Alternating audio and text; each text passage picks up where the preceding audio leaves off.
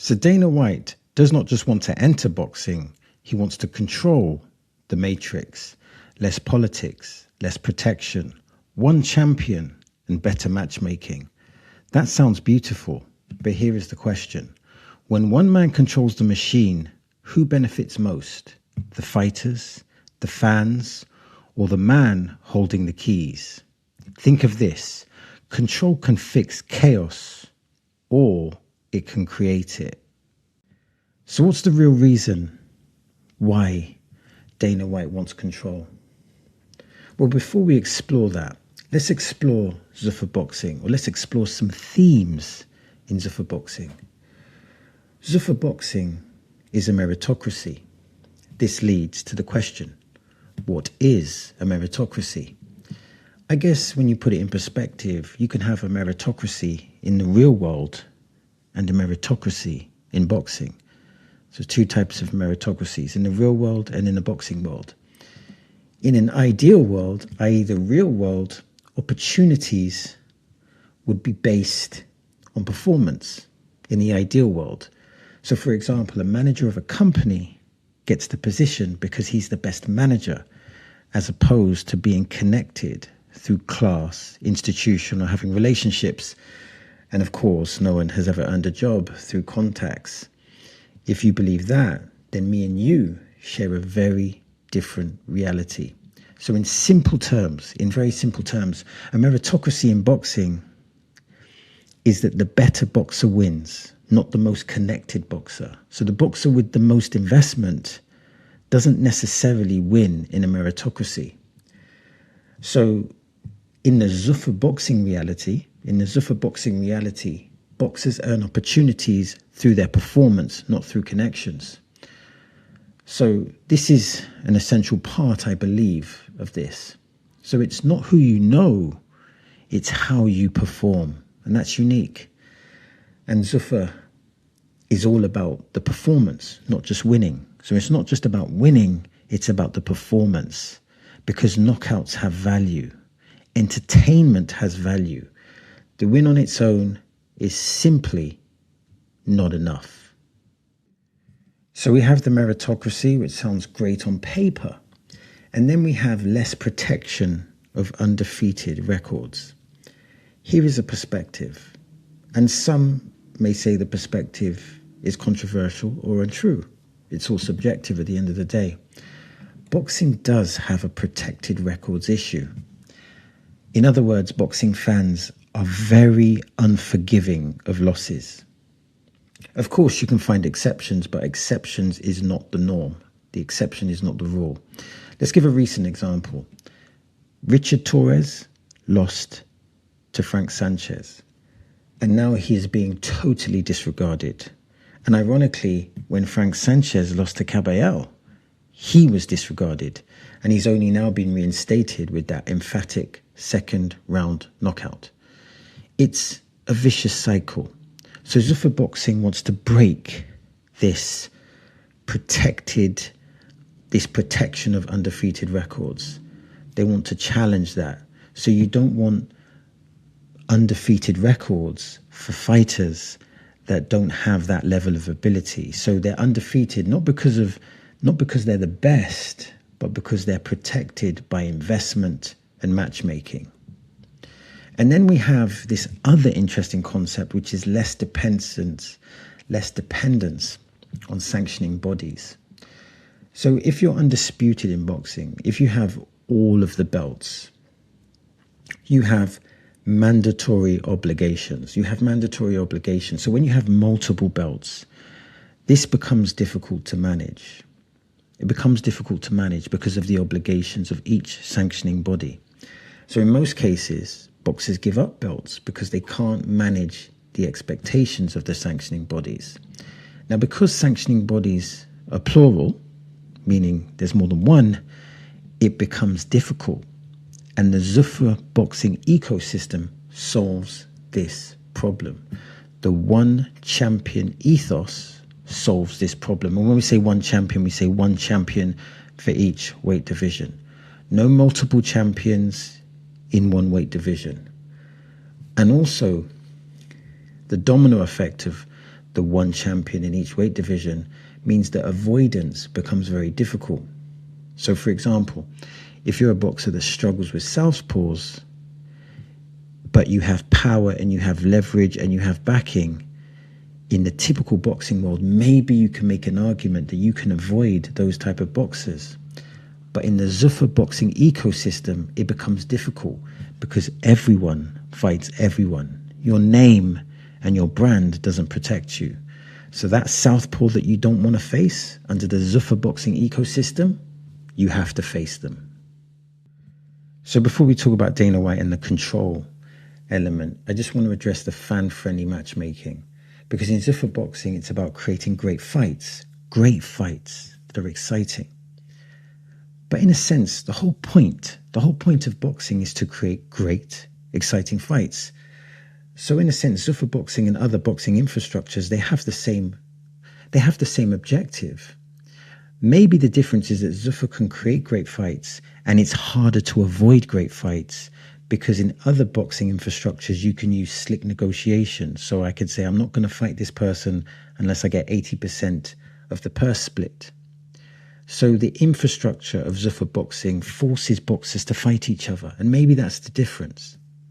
However, other boxing systems do put their best boxers against each other. So it's not directly unique. And speaking of great fights, and this kind of supports the argument, historically in boxing, politics has cost us some great fights for whatever reason. We never got the Lennox Lewis versus Riddick Bowe fight. That would have been a tremendous fight. There was a big rivalry. That would have been an amazing fight. We never got the James Toney versus Chris Eubank or James Toney versus Nigel Benn.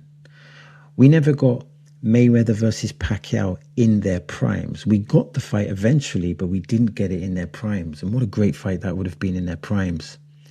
We didn't get the Golovkin versus Andre Ward, both elite fighters. We didn't get the Joe Calzaghe versus Carl Froch. And, you know, the list is long. It goes on and on and on. So maybe Zuffa can solve that problem.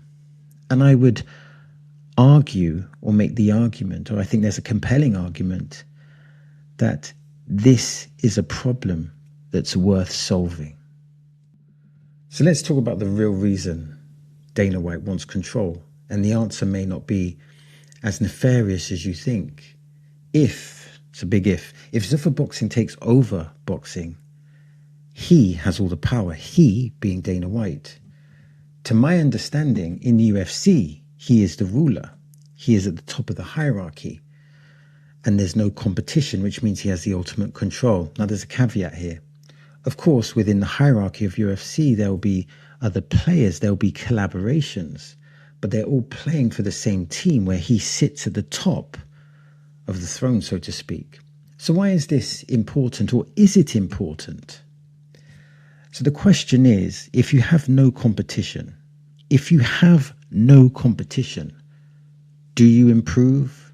Can you improve? What is that environment like? Let me paint a picture. The model of capitalism, one could argue, is partly about improving through competition. So let's give an example of this. If John sells bread, let's say for £2, and Sarah sells bread at £2, but Sarah has the better bread, in theory, Sarah wins every time. She has the competitor of John, and John makes her better. But if there is no John to compete, or anyone to compete, does Sarah still have great bread? And are her prices still competitive? So this, to me, is partly about, it's about control and competition. And let me ask a question again, because is there anything wrong with control? Well, I would argue it depends on who has that control. I'm not going to talk about Dana White's morality, but in a more competitive system, you have to provide boxers with the best negotiating price. So, for example, if company X will pay 10 million, then company B might pay 11 million. They might pay 12 million, 13 million. They might pay 20 million, 100 million. Again, we go back to the competition. And the argument here, the premise of the argument, and maybe the premise is inaccurate, but the premise here is that the competition benefits the economy of the boxer. But where is the competition within the Zuffa Boxing hierarchy? Also, and like I said, people look at control, it has negative connotations, but control may not be a bad thing. Maybe Dana White just loves boxing and wants to see the best boxing matches. Maybe, just maybe, he sees a gap in the market and maybe he feels like he can fix that gap in the market. Maybe he can, maybe he can't, but that's not the point. So perhaps Dana White wants control because human beings desire control. That's not a Dana White thing, that's a human thing. Whether it's at home, whether it's at work, whether it's controlling other people, control is a big currency. Think of this. Control is not necessarily bad, but it's also not necessarily good. Now, ironically, Zuffa Boxing in the current boxing landscape is competition. And they being Zuffa Boxing, will get better through fighting, figuratively speaking, the competition. What I'm saying is simple. In a competitive game, Zuffa Boxing may be good for boxing. Maybe they'll be great for boxing. But what happens if they become the only source of boxing? That takes away the competition. And that changes the game. The premise here is that we get better through our competitors. And in the current context, Zuffa Boxing can be healthy.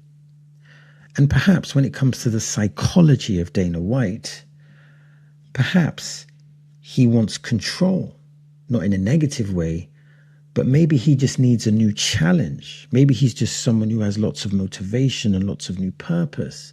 Perhaps he wants to rebuild the mountain. He built a great mountain in UFC, but now he wants to rebuild a new mountain. He wants to enter a new chess game. Perhaps he is simply a fierce competitor. Think of this. Boxing is brutal. Capitalism is brutal. And competition makes us better. As long as there is competition. Zuffa Boxing can add value. It really could add value to this boxing economy. So that's the end of the video. Now I'm trying to build a digital boxing community. That means I'm interested in your comments, I'm interested in your questions, and I'm interested in your observations. Now, if you want to support the channel, simply like and subscribe. And if you want to watch more content like this, then click here or click here. As always, thanks for your time. It is much appreciated.